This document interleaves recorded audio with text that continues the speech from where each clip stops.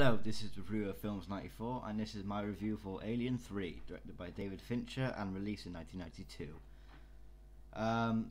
This movie was actually, and it still is, really underrated because this movie was not as successful as the first two.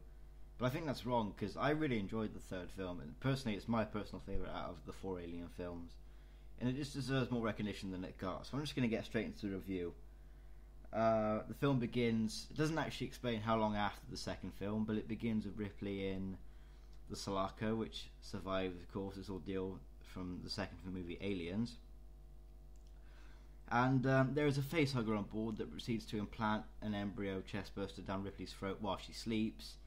And the ship kind of loses control after this because acid burns through the whole of the ship and malfunctions the ship and all the wires and that kind of shit. And then the ship has to drop off the escape pods with Ripley, Newt from the second film, and Corporal Hicks, I think, from the second film as well, and Bishop the android. And the escape pod crashes down on a nearby planet, and I think it's called Friona 161, something like that. I can't remember properly.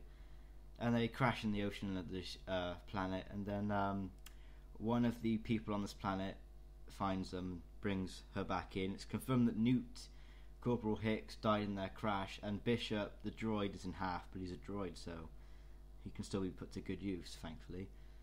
So yeah, and one of the it finds out this is a space prison. Basically, this planet is a maximum security facility that holds rapists and murderers, just nasty people. But they're people that you come to like in the film anyway, which is bizarre. And one of the prisoners' dogs goes into the escape pod and is attacked by a facehugger. And later in the movie, whilst they're cremating the bodies of Newt and Corporal Hicks, a chestburster bursts out of the dog, and it's a different kind of chestburster. It's a bigger chestburster this time, and it looks more literally like a mini version of the alien. It looks like the alien you'll see later on in the movie, just smaller and covered in blood.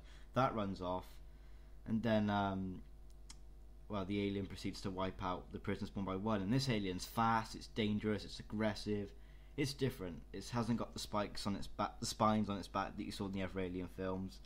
It uses all fours to run around. It's been called by fans of the series the runner alien, and that's essentially what Alien 3 deals with, a nastier, more aggressive type of alien. And it's something new to the Alien films we haven't seen yet. And I really enjoyed this movie. People underrate it, people say it's not as good because the director David Fincher, this was his first major film. He hadn't done a film like this before.